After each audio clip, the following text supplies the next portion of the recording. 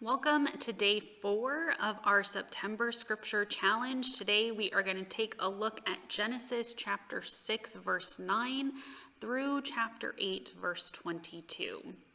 Our reflection questions are: what is one word or phrase that stands out to you? What is one question this text sparks for you? And what is God speaking through this text today? Here's our reading. These are the descendants of Noah. Noah was a righteous man, blameless in his generation. Noah walked with God, and Noah had 3 sons, Shem, Ham, and Japheth. Now the earth was corrupt in God's sight, and the earth was filled with violence. And God saw that the earth was corrupt, for all flesh had corrupted its ways upon the earth. And God said to Noah, I have determined to make an end of all flesh, for the earth is filled with violence because of them.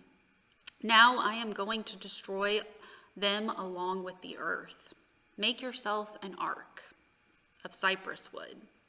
Make rooms in the ark and cover the inside and out with pitch.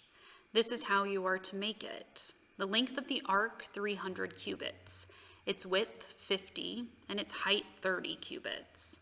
Make a roof for the ark and finish it a cubit above. And put the door of the ark in its side. Make it with lower, second, and third decks. For my part, I am going to bring a flood of waters on the earth, to destroy from under heaven all flesh in which is the breath of life. Everything that is on the earth shall die. But I will establish my covenant with you. And you shall come into the ark, you, your sons, your wife, and your sons' wives with you. And of every living thing of all flesh you shall bring 2 of every kind into the ark, to keep them alive with you. They shall be male and female. Of the birds according to their kinds, and of the animals according to their kinds, of every creeping thing of the ground according to its kind, 2 of every kind shall come into you, to keep them alive. Also take with you every kind of food that is eaten, and store it up, and it shall serve as food for you and for them. Noah did this. He did all that God commanded him. Then the Lord said to Noah, Go into the ark, you and all your household, for I have seen that you alone are righteous before me in this generation. Take with you 7 pairs of all clean animals, the male and its mate, and a pair of the animals that are not clean, the male and its mate, and 7 pairs of the birds of the air, also male and female, to keep their kind alive on the face of all the earth. For in 7 days I will send rain on the earth for 40 days and 40 nights, and every living thing that I have made I will blot out from the face of the ground. And Noah did all that the Lord had commanded him. Noah was 600 years old when the flood waters came on the earth, and Noah with his sons and his wife and his sons' wives went into the ark to escape the flood waters. Of clean animals and of animals that are not clean, and of birds and of everything that creeps on the ground, 2 and 2, male and female, went into the ark with Noah as God commanded Noah. And after 7 days, the waters of the flood came on the earth. In the 600th year of Noah's life, in the 2nd month, on the 17th day of the month, on that day, all the fountains of the great deep burst forth, and the windows of the heavens were opened. The rain fell on the earth for 40 days and 40 nights.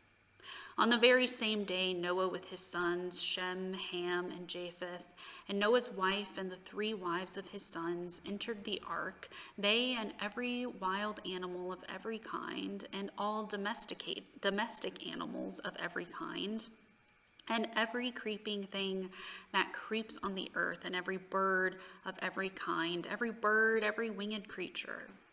They went into the ark with Noah, 2 and 2 of all flesh in which there was the breath of life. And those that entered, male and female of all flesh, went in as God commanded him, and the Lord shut him in.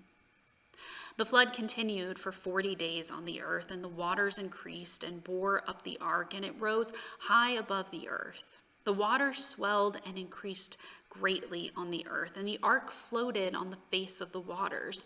The waters swelled so mightily on the earth that all the high mountains under the whole heaven were covered. The waters swelled above the mountains, covering them 15 cubits deep. And all flesh died that moved on the earth, birds, domestic animals, wild animals, all swarming creatures that swarm on the earth, and all human beings. Everything on dry land in whose nostrils was the breath of life died. He blotted out every living thing that was on the face of the ground, human beings and animals and creeping things and birds of the air. They were blotted out from the earth. Only Noah was left, and those that were with him in the ark. And the water swelled on the earth for 150 days. But God remembered Noah, and all the wild animals and all the domestic animals that were with him in the ark. And God made a wind blow over the earth, and the waters subsided. The fountains of the deep and the windows of the heavens were closed. The rain from the heavens was restrained, and the waters gradually receded from the earth.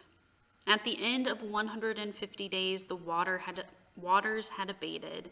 And in the 7th month of the 17th day of the month, the ark came to rest on the mountains of Ararat. The waters continued to abate until the 10th month, and in the 10th month, on the 1st day of the month, the tops of the mountains appeared. At the end of the 40 days, Noah opened the window of the ark that he had made and sent out the raven. And it went to and fro until the waters were dried up from the earth.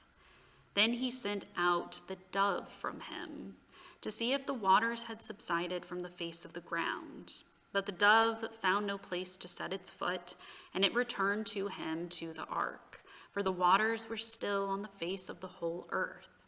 So he put out his hand and took it and brought it into the ark with him. He waited another 7 days, and again he sent out the dove from the ark, and the dove came back to him in the evening, and there in its beak was a freshly plucked olive leaf. So Noah knew the waters had subsided from the earth. Then he waited another 7 days and sent out the dove, and it did not return to him anymore. In the 601st year, in the 1st month, on the 1st day of the month, the waters were dried up from the earth. And Noah removed the covering from the ark and looked and saw that the face of the ground was drying. In the 2nd month, on the 27th day of the month, the earth was dry. Then God said to Noah, "Go out of the ark, and you and your wife and your sons wives with you. Bring out with you every living thing that is with you of all flesh, birds and animals, and every creeping thing that creeps on the earth, so that they may abound on the earth, and be fruitful and multiply on the earth." So Noah went out with his sons and his wife and his sons' wives. And every animal and every creeping thing and every bird, everything that moves on the earth, went out of the ark by families. Then Noah built an altar to the Lord and took every clean animal and every clean bird and offered burnt offerings on the altar.